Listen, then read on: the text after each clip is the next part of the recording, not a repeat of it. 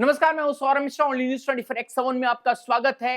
राहुल गांधी ने सेना पर आखिर सवाल उठा ही दिए। आपसे अनुरोध है कि आप इस पूरी वीडियो को देखें, आप समझें, उनकी क्रोनोलॉजी को समझें और इसे देश के बच्चे बच्चे तक शेयर करें।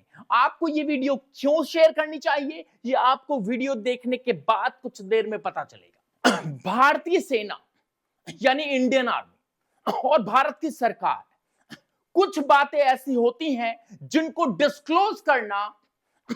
डिस्क्लोज करने का मतलब होता है पाकिस्तान को मैसेज देना, पाकिस्तान को इंफॉर्मेशन देना। लेकिन राहुल गांधी इस बात को मानते ही नहीं है। मैं बहुत ज्यादा इस विषय को नहीं खींचूंगा।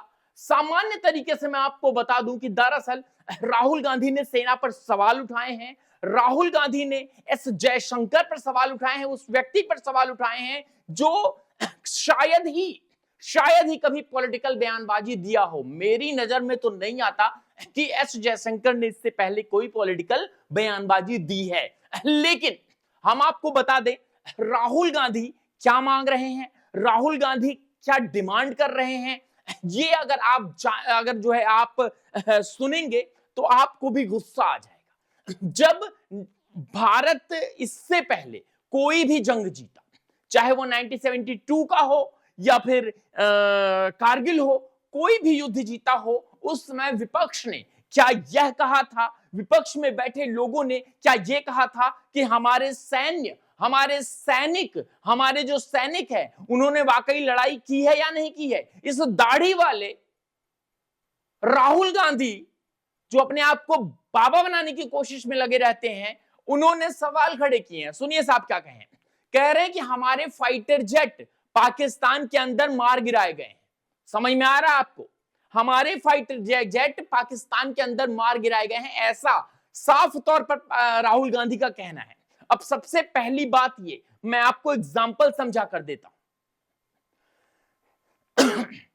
यह दावा सबसे पहले पाकिस्तान ने किया था।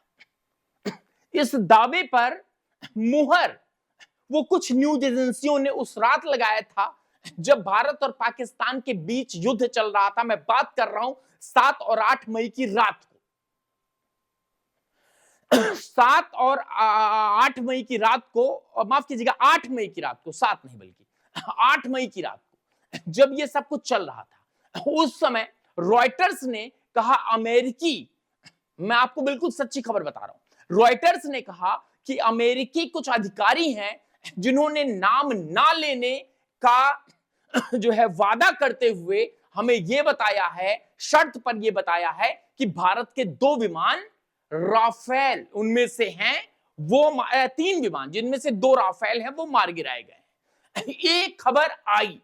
अब सवाल उठता है यहां पर, अब तक कोई भी भारतीय इसको सुनेगा तो ये साफ तौर पर कहेगा कि भैया अगर अमेरिका बोल रहा है, वहां के अधिकारी बोल रहे हैं, तो बिल्कुल सत्य होगी खबर। लेकिन जरा सोचिए, दिमाग पर जोर डालिए, चमचागिरी से बाहर निकलिए। अगर आप इस बात पे सोच रहे हैं कि भारतीय जनता पार्टी मिली हुई है, मैं यहां पर पॉलिटिक्स की बात नहीं करना चाहता, लेकिन सच की बात करना बहुत जरूरी है। सबसे पहली बात, अगर भारत के सैनिक यानी कि भारत के एयरफोर्स के जवान उस विमान में थे तो वो मारे गए होंगे, और अगर वो मारे गए होंगे तो क्या सोशल मीडिया पर अब तक उनके घर वालों का कोई मैसेज नहीं आता? चलिए मान लेते हैं सरकार इसको छिपा रही है, सरकार इसको अभी छिपा रही है, लेकिन कितने दिनों तक छिपा पाएगी? क्या वो 3 महीने, 6 महीने, साल भर, कब तक वो छिपा पाएंगे? सवाल उठा लेना, बिहार इलेक्शन पास है, सेना पर सवाल यह कहकर उठा लेना कि आप कह रहे हो कि हमारे सेना के लोग वहां मारे गए हैं। अब बात आती है राफेल पे, राफेल विमान। साहब कहते हैं राफेल विमान गिराया। अगर पाकिस्तान ने भारत का राफेल विमान गिराया तो सबसे बड़ा सवाल, क्या हमारे विमान अंदर गए थे? क्या ये राहुल गांधी इस बात को कह रहे हैं कि भारत के विमान पाकिस्तान की सीमा को क्रॉस करके अंदर गए थे?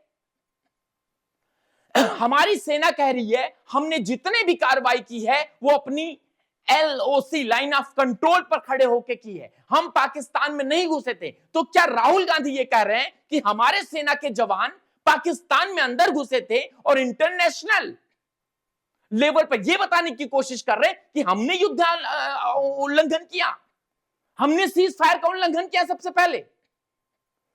राहुल गांधी का क्या कहना है? और ये भी मान लीजिए मैं उनकी इस बात पे भी मान लेता हूं भाई, मान लेता हूं इतनी गलीज तरीके की राजनीति तुम कर रहे हो। अगर ये मान भी लेता हूं कि ऐसा हुआ है, तो सबसे बड़ा सवाल ये कि राफेल विमान के जो वो आप कह सकते हो मलबे, वो पाकिस्तान क्यों नहीं दिखा रहा है? अगर वो पाकिस्तान में मारे तो? और दूसरी बात, अगर वो भारत में आकर मारे तो क्या हमारे भी लड़ाकू विमान आकाश में कुश्तियां कर रहे थे क्या कि पाकिस्तान का विमान आया, एक फाइटर जेट आया? कहते ना, उन्होंने कहा है, ये दावा कर रहा है पाकिस्तान पहले से, उसको खारिज कर दिया भारत ने कि उनके जो अमेरिकी, माफ कीजिएगा, जो F-16, हाँ F-16 विमान था और जो चाइना से इन्होंने लिया है, वो उन दोनों विमानों ने भारत के रफेल को मारा। भारत के रफेल को अगर मारा तो क्या पाकिस्तान ने सीमा का उल्लंघन किया? अगर पाकिस्तान ने सीमा का उल्लंघन किया तो यह सबसे बड़ा सवाल है कि पाकिस्तान ने सीमा का उल्लंघन किया है, यह पाकिस्तान से पूछा जाना चाहिए। लेकिन पाकिस्तान तो उसको मना कर रहा है, अमेरिका भी मना कर रहा है। अमेरिका कह रहा है नहीं, ऑफिशियली नहीं, अनऑफिशियल बात कर रहा हूं मैं। जिन लोगों ने अपना नाम देने से मना किया था, रॉयटर्स न्यूज एजेंसी को, अल जजीरा को, उनसे, ऐसे लोग तो राहुल गांधी के साथ संपर्क में है ना। विदेशी शक्तियां, ये विदेशी शक्तियां किसके साथ संपर्क में? ये विदेशी शक्तियां राहुल गांधी के साथ संपर्क में। और वो मैं आपको पूरा क्लियर कर रहा हूं। और अगर मान लीजिए ये भी हुआ था, मैं मानता हूं भारत सरकार पायलटों की मौत छिपा रही है, कब तक छिपा लेगी, चलिए मान लो छिपा रही है भाई, तो भारत के पायलट हमारा फाइटर जेट रफाल लेकर पाकिस्तान जाते हैं, पाकिस्तान उनको गिराता है। और राफेल में ये तकनीक है, मैं आपको बता दूं राफेल में ये तकनीक है कि अगर राफेल में इतनी तकनीक है कि अगर आप जो है उस पर अटैक करते हैं, मिसाइल उसके पास आती है, जाहिर सी बात है वो मिसाइल ऐसे नहीं आएगी, लड़ाकू विमान से आएगी, मिसाइल उस पर आती है, और जैसा उन्होंने कहा कि विमान ने ही मार गिराया, F-16 ने मार गिराया, तो अगर F-16 ने राफेल को मार गिराया तो F-16 की तरफ से गोलीबारी हुई होगी, तो हमारे पायलट या तो पाकिस्तान में मिलेंगे, जिसको पाकिस्तान दिखाए लाशें, और अगर ऐसा नहीं हुआ है तो एक और चीज बन रही है यहां पर। राफेल विमान कोई छोटा मोटा नहीं है। जो चाइना से चवन्नी का माल खरीद कर लाए हैं, चवन्नी का माल, जहां मैं एग्जांपल देता हूं, जो आपकी ऑल्टो होती है ना, मारुति ऑल्टो है उनका, और हमारा राफेल एक फुली लोडेड टॉप क्लास की गाड़ी, जिसमें बुलेट प्रूफ भी है। इतना अंतर है। तो मैं आपको बता रहा हूं साहब, ये जो है हमारा पायलट एक बटन दबाएगा, शीशे चकनाचूर हो जाएंगे, और तुरंत ही ये सब काम महज बटन दबाने का। और दो बटन होते हैं राफेल में, एक आगे की तरफ, दूसरा नॉब, जब जो है उड़ाता है पायलट तो ऊपर हाथ की तरफ, जहां भी वो दबा दे, दोनों में से होते हैं। अगर वो बटन दबाएगा तो तुरंत शीशा क्रैक हो जाएगा, उसका पैराशूट खुल जाएगा, उसके बाद वो कूद जाएगा, और ये सिर्फ माइक्रो सेकेंड में होगा। ये ट्रेंड होते हैं, ये पायलट ट्रेंड होते हैं, ये माइक्रो सेकेंड का काम है। और सुनिए, राफेल विमान में जब ये सब होता है, उस समय सैनिक के पास हमारे साथ में, उस किट में, जो किट एक साथ खुलती है और बैग की तरह टंग जाती है, उसमें चाकू होता है, धुआं क्लाउड फैलाने के लिए होता है ना, दिवाली में हम लोग जो होली में कलरफुल धुआं उड़ाते हैं लगाकर, वो होता है, वो क्रैकर्स होते हैं कि अगर हमारा सैनिक कहीं ऐसी जगह फंस गया तो उसे जलाकर एक बता पाए कि मैं यहां पर फंसा हूं। बहुत सारी फैसिलिटीज होती हैं, बहुत सारी फैसिलिटीज होती हैं। मान लीजिए वो गिरा तो इशारा करके बताता, चलिए वो भी मैं नहीं मान लेता हूं भाई, बचेगा ही नहीं, पाकिस्तान मार देगा।